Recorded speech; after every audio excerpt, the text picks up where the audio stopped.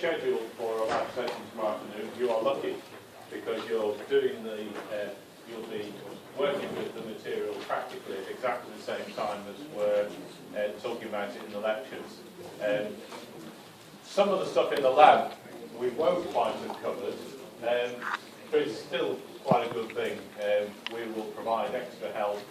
People who are writing reports on stuff that they've not covered in the lectures will be given extra compensation.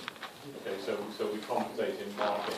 It's not ideal, but the reason we have to spread the labs out is for this year we've not got enough equipment to do it all in one go. But we're looking kind of next year at having much more equipment and doing things in one go. In a way, it's nice to get a chance to talk to you all individually, and we can have a chat and I can answer your questions. So in a way, having a small group is quite nice. Maybe it would be better to do it all in one go.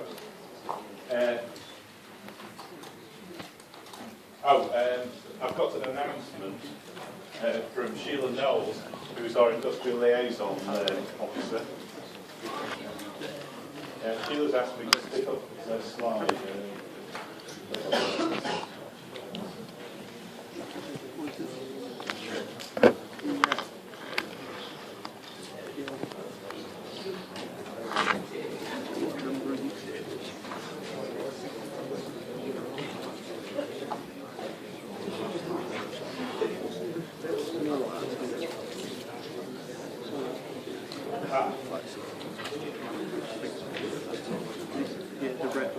This is industrial speed data. This is something we're really doing for the graduating students, but now this kind of invitation has been extended to second year. The idea is that it's important for students to get used to talking to really potential employers and start to get an idea of what employers would expect and value. At a practical level, what you need as a second year student is a really good placement. So you're looking in the summer for a really good placement. And the idea is really, it will give you a chance to take what you've learned at the university and then trying to see how it relates to the context, how you use this stuff in the world of work. And the lecturers will try and give you some idea about that. It's even better if you can actually get a placement where you'll actually learn something in a practical way. And you can sort of see the connection between what we talk about in the lectures and the real world of the professional engineer. Anyway, so at the moment I think they could they're probably limited on numbers.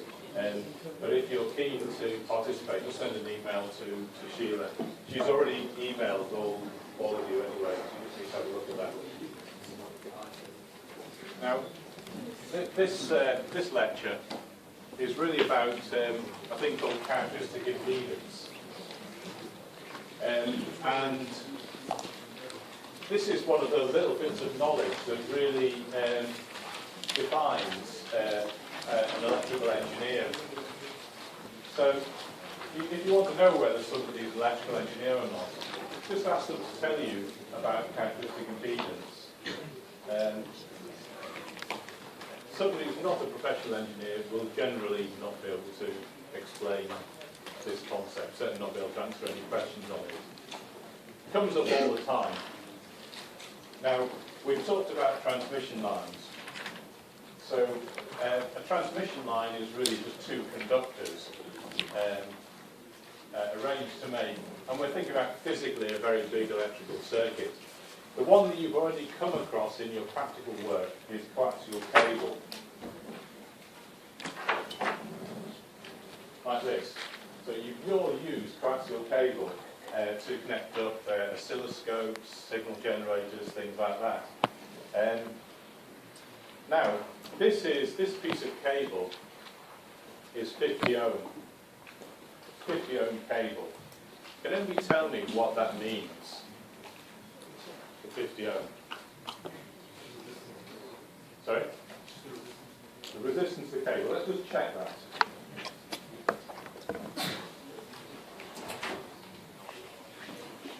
So I've got here a meter, and it will tell me resistance to the cable.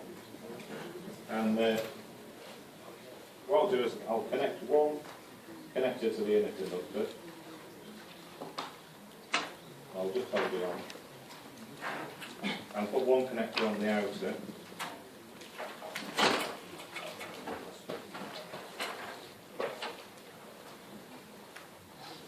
Remember to plug these things in.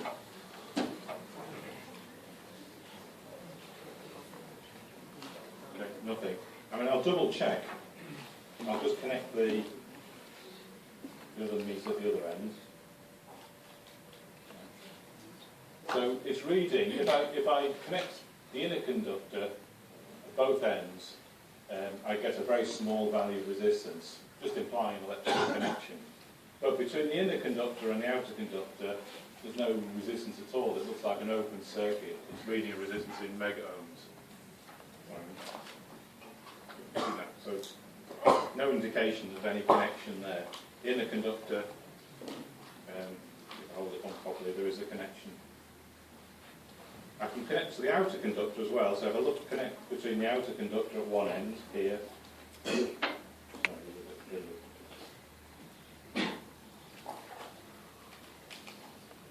and the other connector,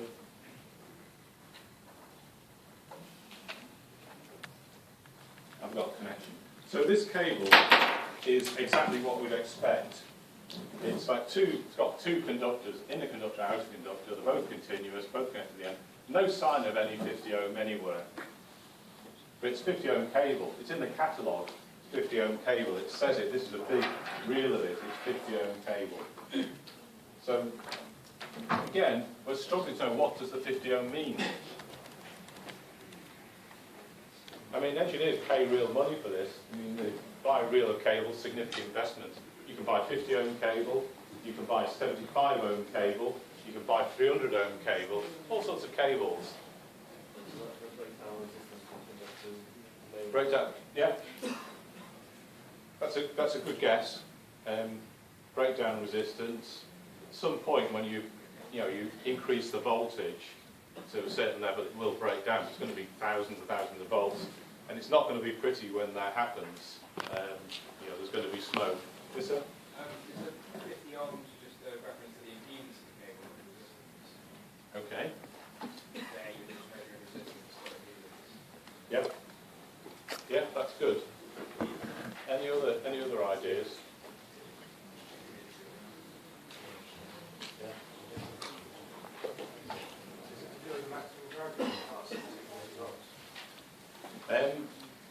Well, again, it's a good point. There's going to be a limit to the current, but it's going to be kind of big. I mean, 50 ohm is not going to really tell you much about that. Yeah? You want, like, if you're using 50 ohm cable, you want your speaker systems to do 50 ohms as well, so you match impedance. Absolutely. Yeah, absolutely. So this idea of matched impedance. But why would we want to match the impedance? Because when they're matched, it's like you get the most power transfer. Okay, yeah. So that's a good point, and we will come into all of these points. Any other points we want to raise? Have you heard about impedance of kind of cables and things? All right. What we're going to cover today, first of all, it's important. It's an important topic, and it's important you know about impedance. And it's related to this work. So in the last lecture, just to recap, what we've covered, we're talking about transmission lines, and literally we're talking about a system with two conductors.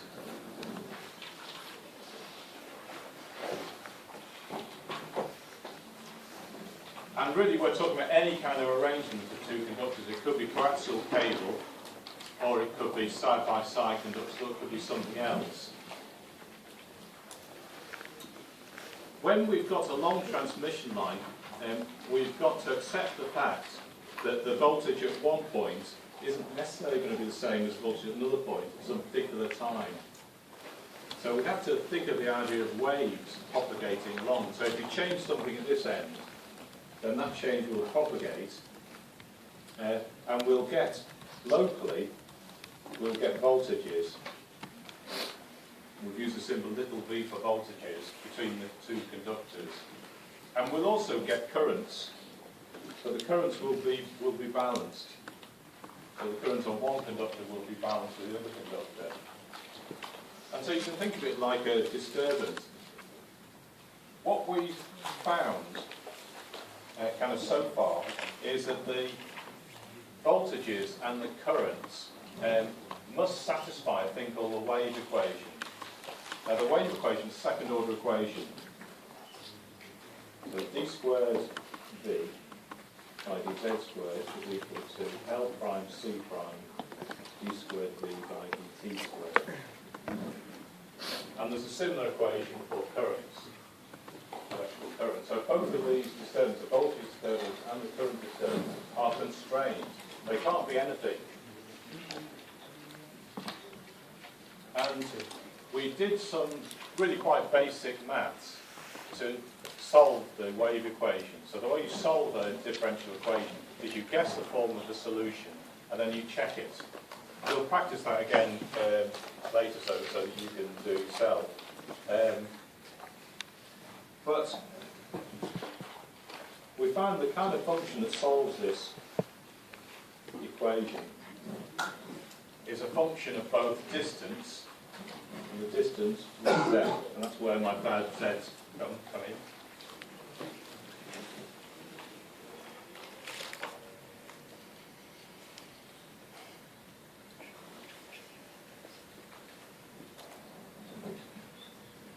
So that's the general solution for that kind of equation. So it's a general solution for both the voltage and the current. The first term, F plus, is called a forward wave.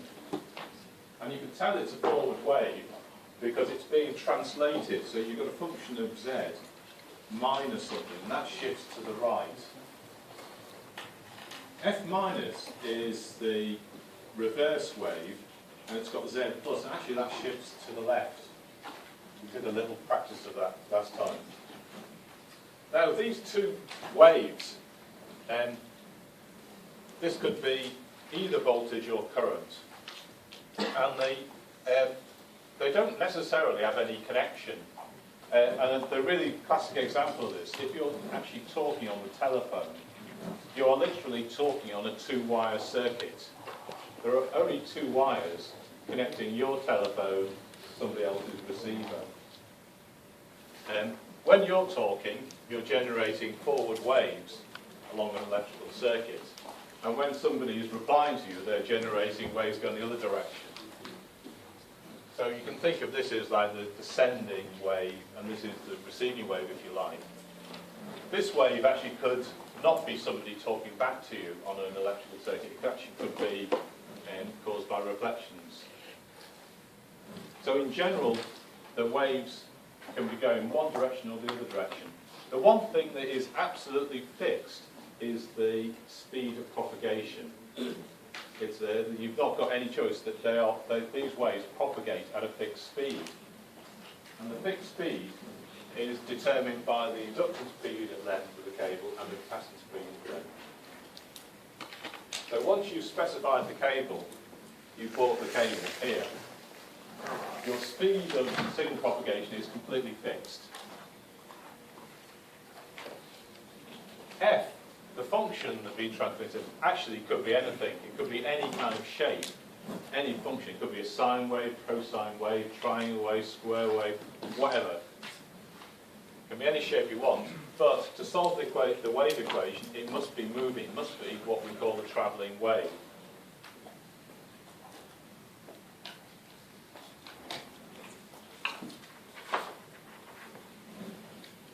Now, it's worth thinking a bit more about this kind of travelling wave idea. One of the best analogies is surfing. I don't know how to surf. I would love to be able to surf. It'd be fantastic. I think once you get to a certain level of skill, you can get your surfboard on a wave, and you can more or less hold the same position on the wave as it's coming in. So in a sense, the surfer you can use as a kind of a marker to define the speed at which a break is coming in. Big wave. I think that's probably best. I think the best place for surfing in the UK is Newquay. That's the best surfing place. So if you wanted to put it into practice, that's probably where you'd go. Not around here.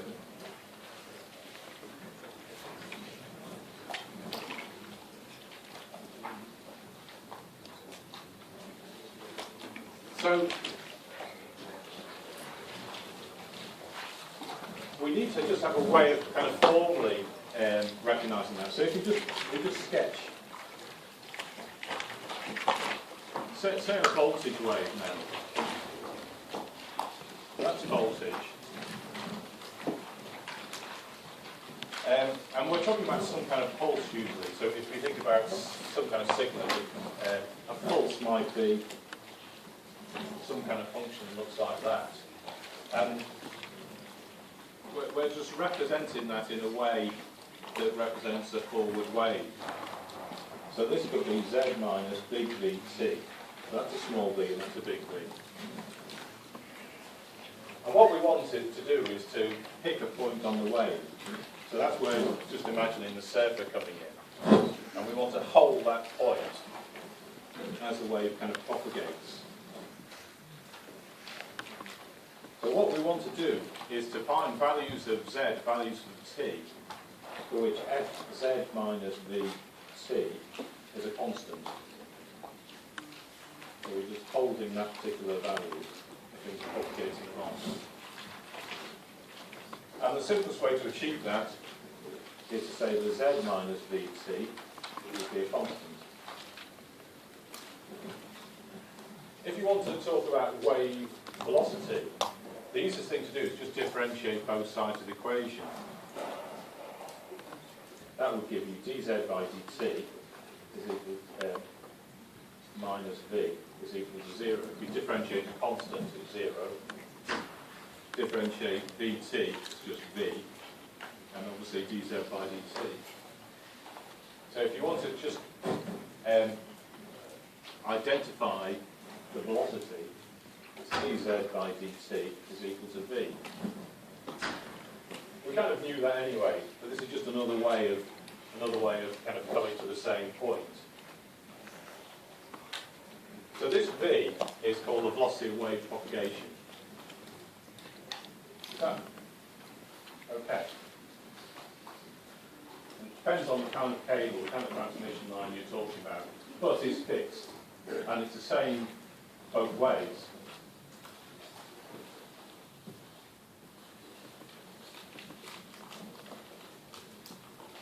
Now, coming back to the question about characteristic impedance, we've said that there's a voltage wave and a current wave. The characteristic impedance is just the ratio between the voltage wave and the current wave. That's all. So the current wave is a travelling wave as well. So we'll use the symbol G, or G plus, the forward current wave. G minus is the reverse current wave. The very first lecture we derived something called Oakley's equations, which gave us a relationship between voltage and current. And that was this. The rate of change of current with Z, with distance, is minus C prime times the rate of change of voltage with distance, with time, sorry, with time. So we've got that relationship from Oakley's equations. We can just apply it to our currents G and voltages F to give us this equation. All we're doing is putting in the solutions for I and V in this equation. Nothing complicated.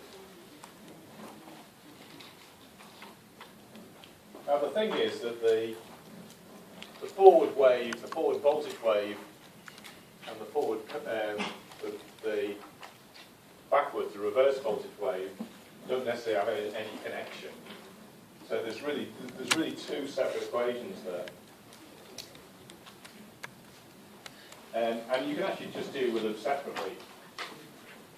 So that's the next slide. I'm just trying to pick apart things on this slide. So just look at the left-hand part. to start with.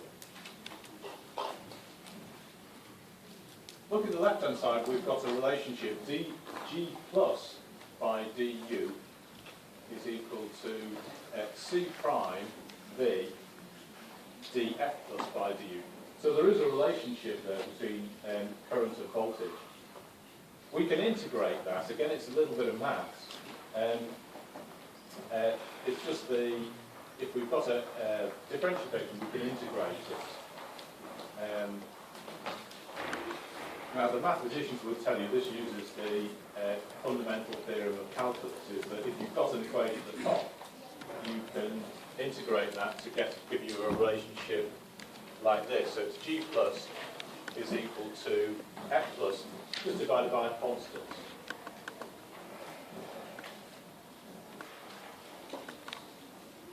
And we call the constant z naught, and that's the characteristic impedance.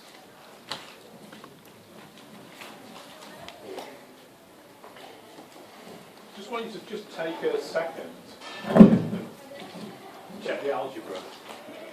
So if you check c prime times v, substitute for v, and just check that you can agree that z naught is given by the square root of L prime divided by C prime.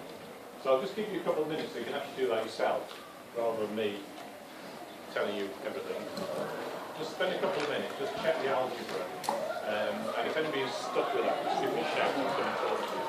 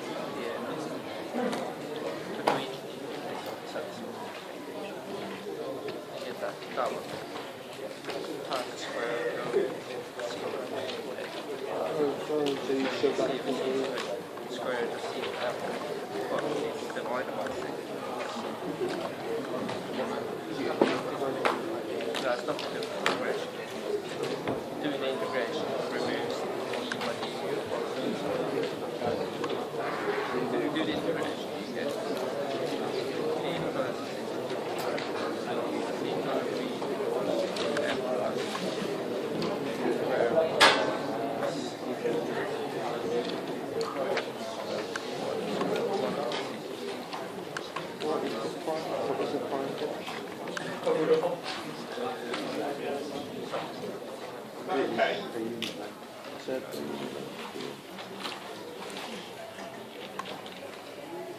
I don't think that was very hard. All I want you to do is just write this down yourself. So the claim is that you can write G plus is equal to F plus divided by a constant.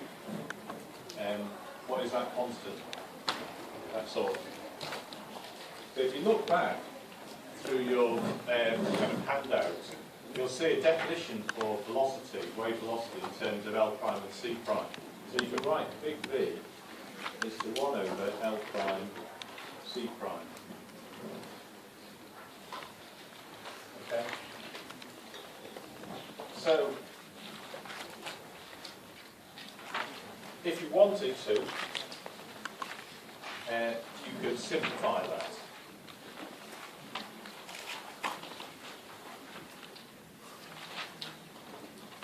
If you divide that bottom line by kind of C prime, that would be, so you can divide that by C prime, divide that bottom line by C prime.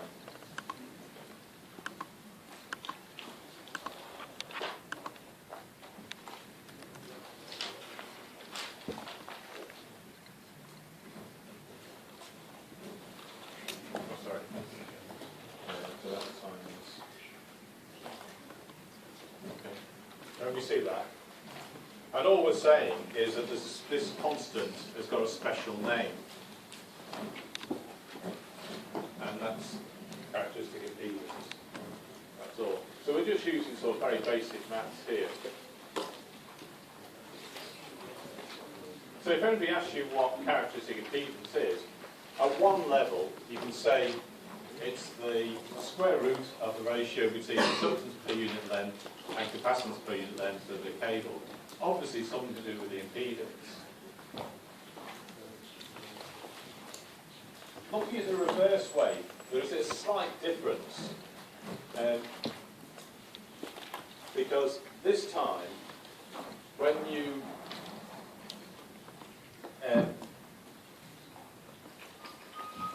put in the definition for F and G, when you differentiate these things, the reverse wave, there's a sign change. So here, if you look in your handout, find this thing, put a circle around it. This minus sign is very important, and it will come up again and again in this unit. So for a reverse wave, the current is of the opposite sign, and it makes a lot of difference. So just make a scribble in your handout. Still the same numerical value, and it just comes from straight from the Legibus equations.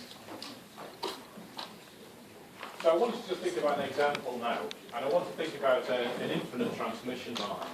So it's just something that's so long that we don't need to worry about what happens at the end. And I just want to revise something else as well.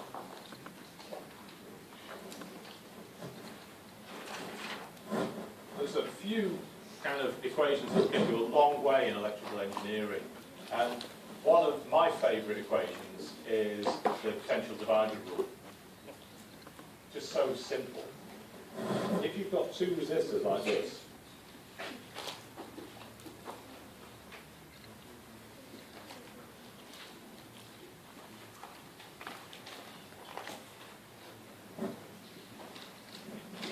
this circuit, you know, is used very, very widely in electrical and electronic engineering. Just to reduce a signal level typically, if we've got an input voltage here, then the output voltage is going to be less than the input always. And the potential divider rule just comes from basic circuit ideas. And you just write it, V out is equal to V in times R2 over R1 plus R2. Really simple, but you'd be surprised at how much that gets used in practical design problems. Why is it relevant? Okay, when we're looking at our transmission line, what we've got now is quite a simple relationship between current and voltage. We have to assume something about what's on the line to start with. So we assume it's initially uncharged. That's going to be, you know, so that big wheel of charge that brought in, there's no reason to suppose there's any charge on that. So the initial voltage is going to be 0. Now, because it's an infinite line, we're only really going to get a forward voltage. So if we apply disturbance at the forward end and the source end, we're going to get a propagating signal that goes along our line. There's no reason to suppose there's anything coming back.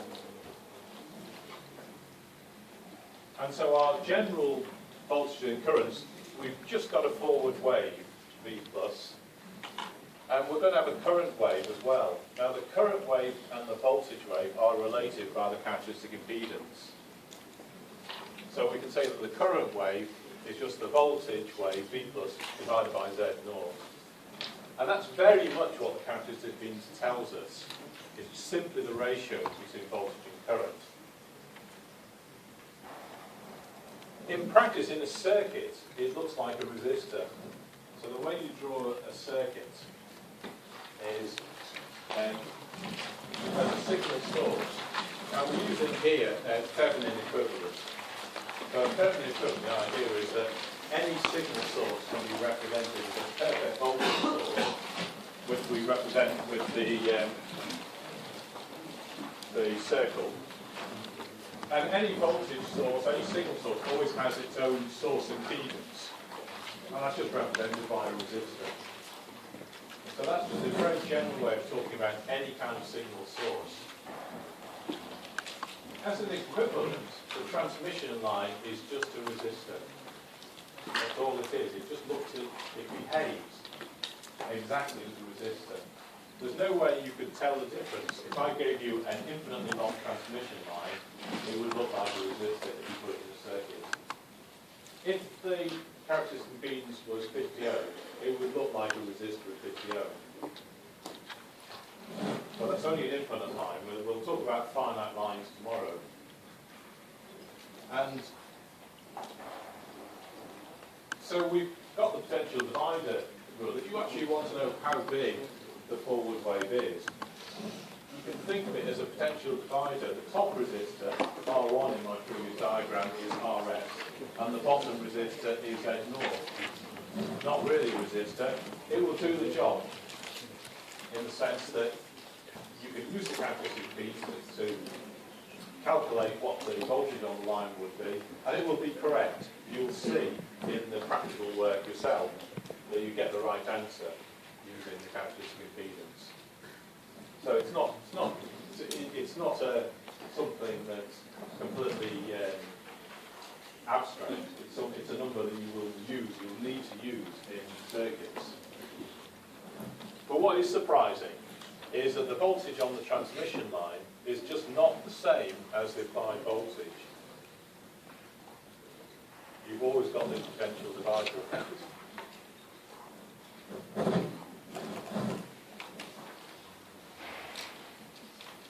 So what you can sort of imagine is applying a step function at one end of a line and then a wave sweeping along the line. I might be able to help with a visualization. So one of the things that helps is in the recommended book there's a CD-ROM with some visualizations. I'll show you some of these. Look at the very first one. If I can find it.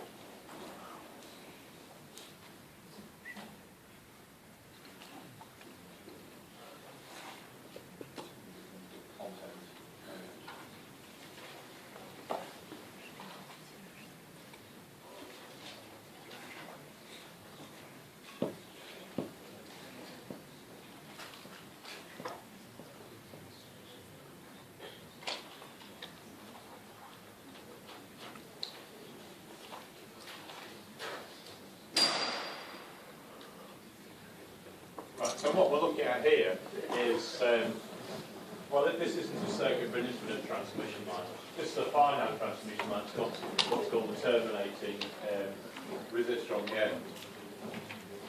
But the point is that you've got a transient, what's called transient, a sudden electrical signal.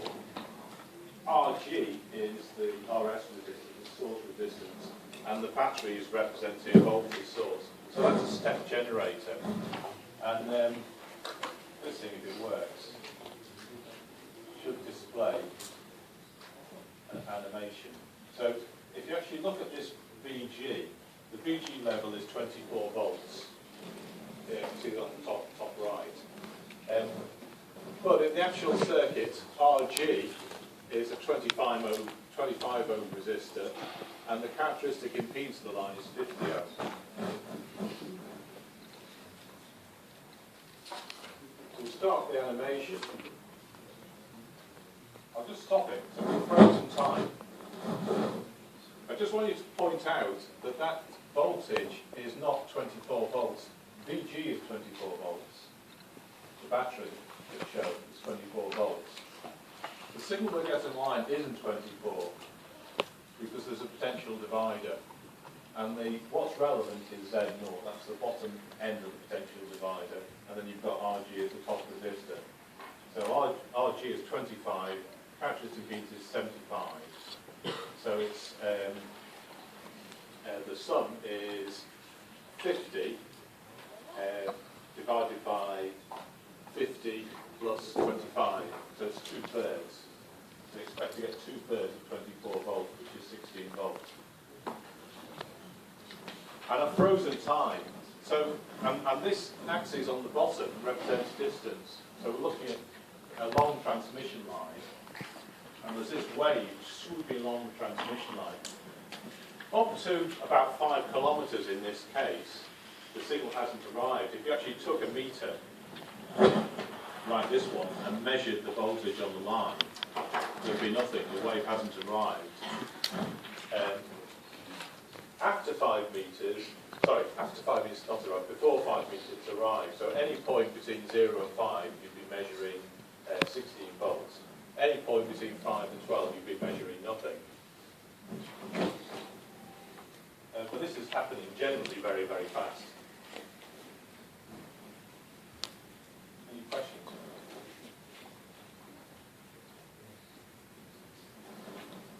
Okay, we'll talk about what happens when it gets to the end tomorrow. I just wanted to show you, try to help you kind of build this idea of waves propagating along these lines.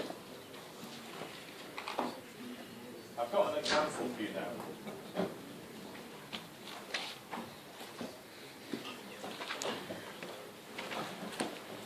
Right, this particular cable that we've looked at, the code for this is RG58. It's probably one of the most common types of coaxial cable. It's actually got a capacitance of 95 picofarad per meter. And my reel is 100 meters long. 2 jobs for you. First of all, I'd like you to calculate the inductance per meter of the cable. You've actually got enough information to work out the inductance per meter. And secondly, to work out how long it's going to take a signal to propagate along the cable from the source 100 meters to the end. So I'd like to do that now, please. We'll check the answer. And then we'll double check it tomorrow morning when I'll bring the oscilloscope and we can actually measure the time. And that will check I'm telling you the right thing. Okay. So just take a couple of minutes to do the calculation.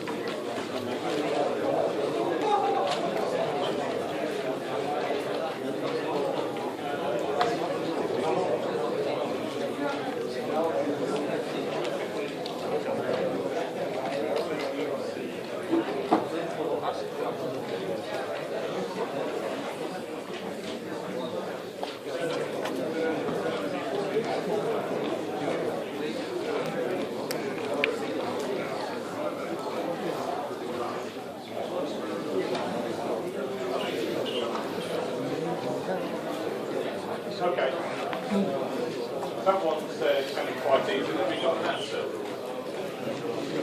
What have you got?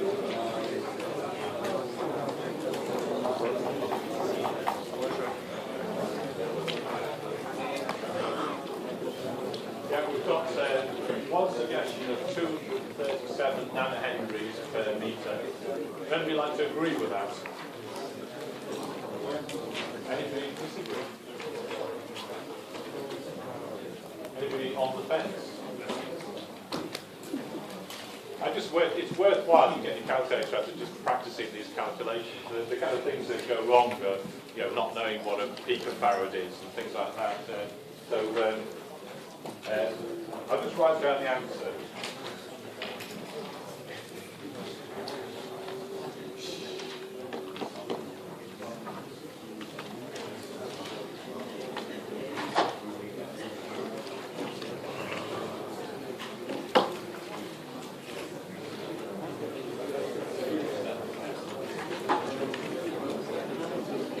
Okay.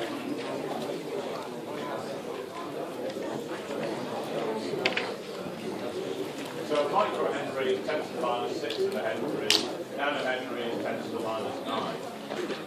Picofarad is 10 to the minus 12 of farad. Just work out used to those units.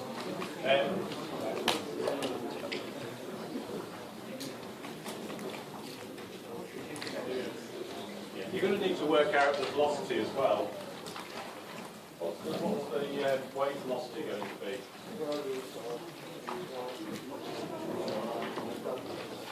Have you got the wave velocity, yeah?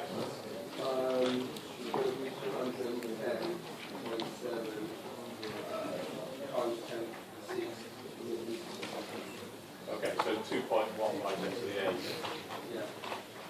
Okay.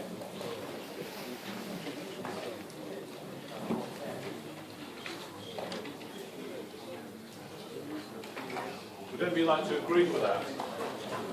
Probably the simple thing to agree. It's fast. Two things. This is very fast. What's the biggest wave velocity we could get? Speed of light. 3. Okay. With this kind of calculation, you're not going to get anything travelling faster than the speed of light.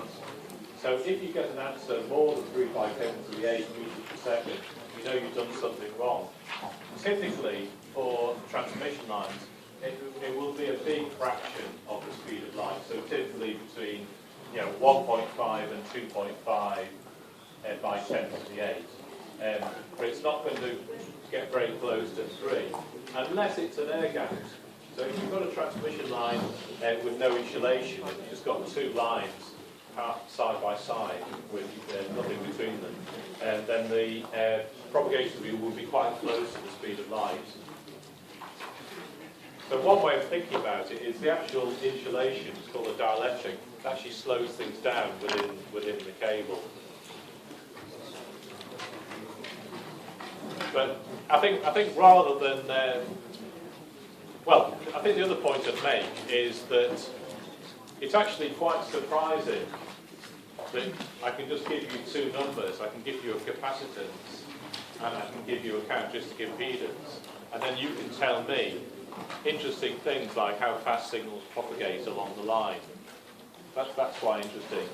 And also you can actually predict any voltages, how this line would behave in a circuit, how big the voltage wave would be. You can predict using knowledge of the characteristic impedance. Are there any questions about that? Yes, sir. How do you work out how speed of the wave propagates? Okay.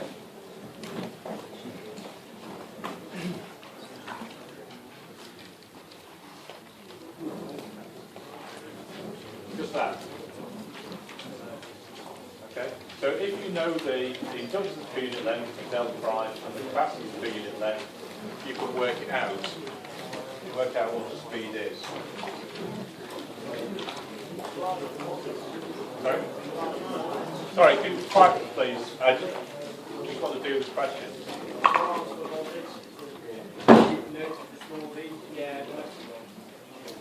Okay. Right. Big V is velocity. small v is voltage. Okay, and that should be completely consistent. And you've got kind of a key to symbols in your handout. If I get it wrong, just tell me. So I think I made that mistake. Okay, what we'll do tomorrow is we'll check this experimentally. So we'll actually just find out how long it actually did take, and do a couple more examples. Thank you.